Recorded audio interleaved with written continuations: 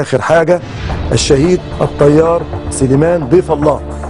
كان سليمان طاير معانا وهو ضيف الله الآن. سليمان ضيف الله أنا ببلغه وإحنا طايرين: طيارتك مولعة يا سليمان، والطيارة عبارة عن محطة بنزين طايرة مليانة وقود بتنفجر في خلال 30 ثانية. قلت له: طيارتك مولعة يا سليمان، نط. قال لي: أنا في طيارة ميراج يهودي قدامي. قلت له: مش هتلحق تضربها. قال لي: وديني مسايبه، وضرب عليه موت اليهودي وطيارته انفجرت ونزل، واليهود الخائنين ضربوا عليه وهو نازل، بطروا له رجله وطلعت عشاءه لبره ومات. سليمان ضيف الله.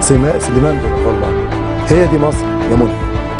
كانت لنا العقيده بتاعتنا اللي حاربنا بيها واخر الحروب 73 ومش هتكرر زي ما الرئيس انور السادات قال.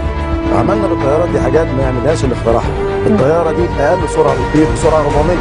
احنا خلينا الطيارات دي تبقى طايره بسرعه 0.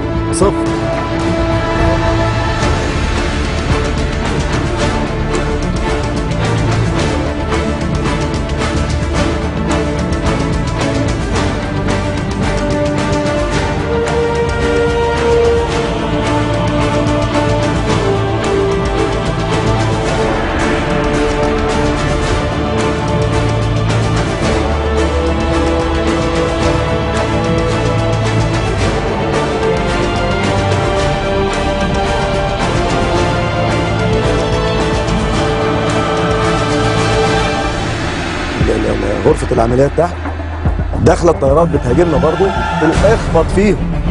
يعني ايه؟ يعني داخل واحد يهاجمك كده تكون داخل في وشه تخبط فيه.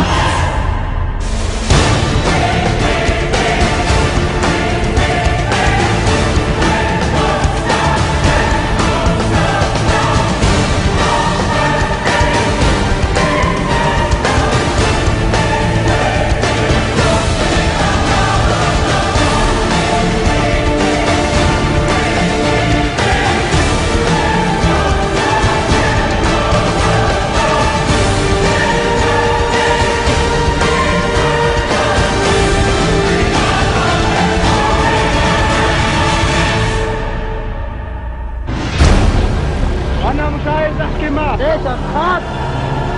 لأني أنا مصري وأنت إسرائيلي.